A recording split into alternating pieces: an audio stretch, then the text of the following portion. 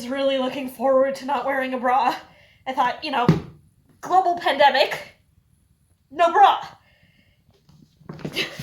But then, like everyone else, and by everyone else, I do admit that I mean not, you know, grocery store cashiers or ICU nurses or mothers of 7. So just, you know, everyone else like me. I had to go and get into yoga. So that means cute little sports bras. I mean, not right now. Right now we're doing the whole beige thing because I really think it complements my one expression and the fact that I've lost the will to live. My favorite bra is this Nike one, which I hate because I hate Nike. Long live the revolution. But it does do a good job of containing things, you know? You're really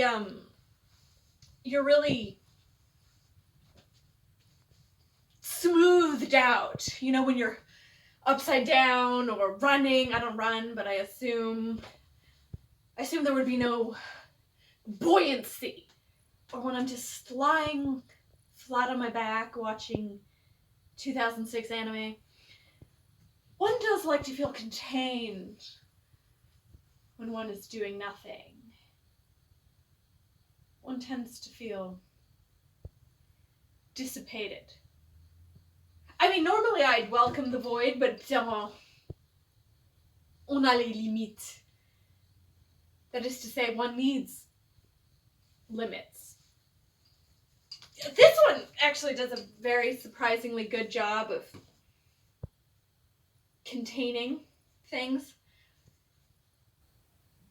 I actually bought this to wear for my first boyfriend, who I didn't end up losing my virginity to. I remember very specifically, and I remember so specifically because I remember on purpose being on the phone with my friend Karina in the bathtub and looking at my feet up on the bath tap and very purposefully thinking, this will be a good memory. I put my feet on the faucet so that it would be a more aesthetically pleasing memory. And then I told her, I know we won't be together forever, but I just want to look back and remember it was him. Well, anyway, I got the feet on the bathtub. And this bra, which has held up for 13 years. And then 3 weeks later, he broke up with me because we were long distance the whole time. And, you know, he was really sweet about it. And I stuffed it in the back of my closet to wait until my next boyfriend, who I did lose my virginity to. But I remember buying this, and I went to Victoria's Secret with this guy who wanted some lingerie for his Halloween costume. And he ended up starring in Rocky Horror, so, you know, good for him. So I helped him find this really cute teddy and the whole garter thing. And then I found this and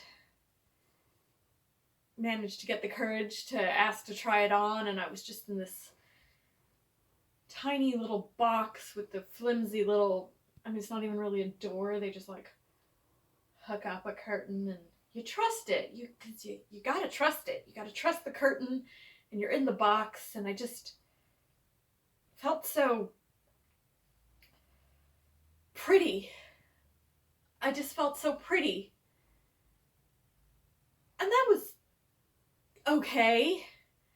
You know, underwear shopping really is an interesting expression of female bonding.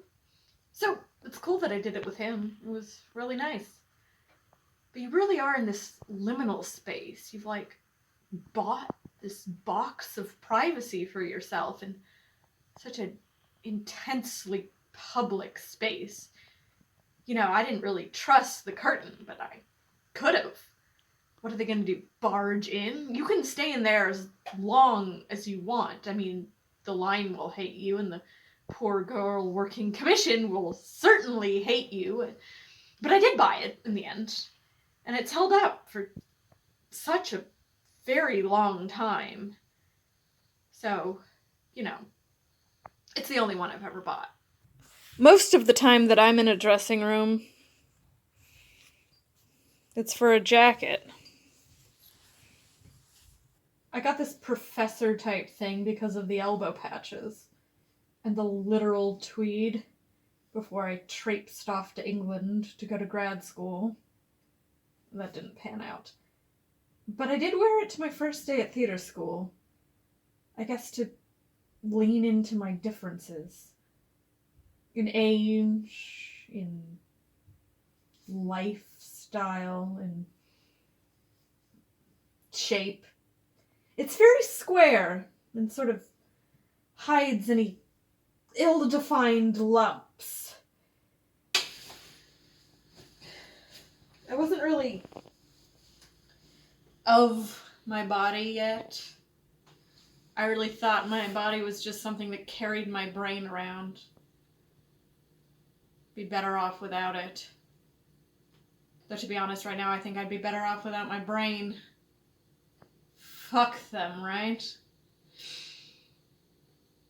So anyway, I bought this ridiculous tortoiseshell buttoned caricature of myself. But not before spending 45 minutes gazing longingly at a purple leather jacket. Cost $700. This black one's my mom's from the 70s. But that purple one, I longed for it. I coveted it. To be fair, it wasn't the most ridiculous jacket I've ever seen. There's this one in the costume shop at school. Total 80s power suit with shoulder pads. Covered in sequins. I had originally written this piece to be performed in that suit. But pandemic. That purple one. I couldn't pull it off. Prince could. But not me. Prince is even shorter than I am. So I can't keep saying it's my height. You need a certain height to pull off certain jackets. A certain height and a certain height. A certain height and a certain flat demeter.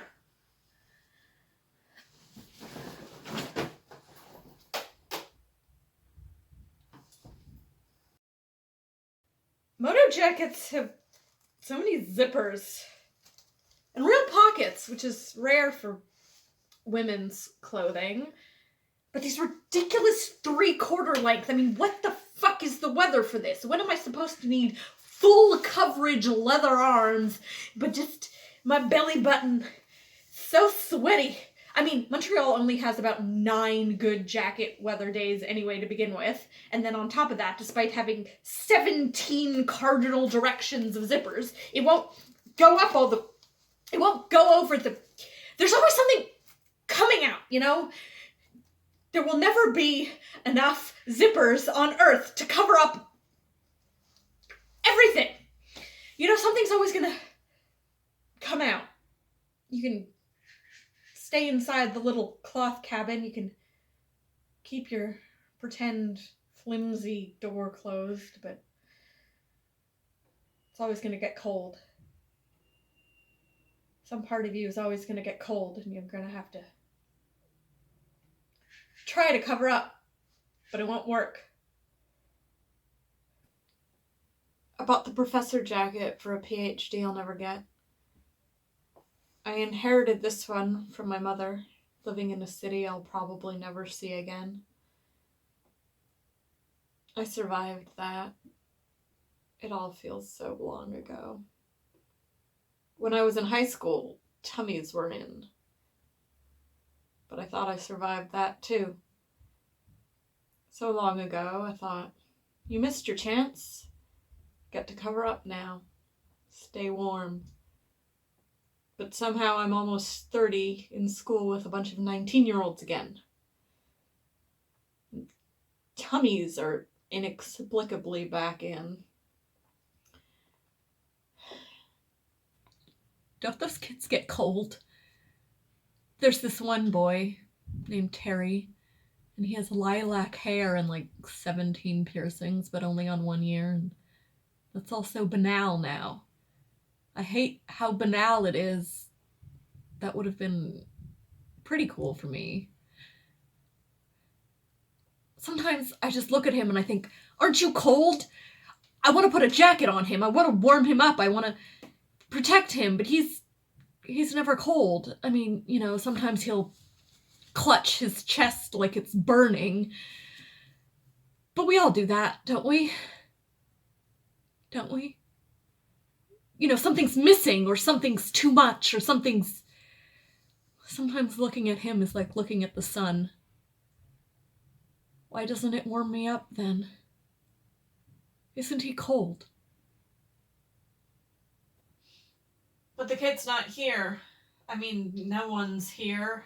No one's going anywhere. It's just me alone in a leather jacket in my bathtub. And I'm getting cold.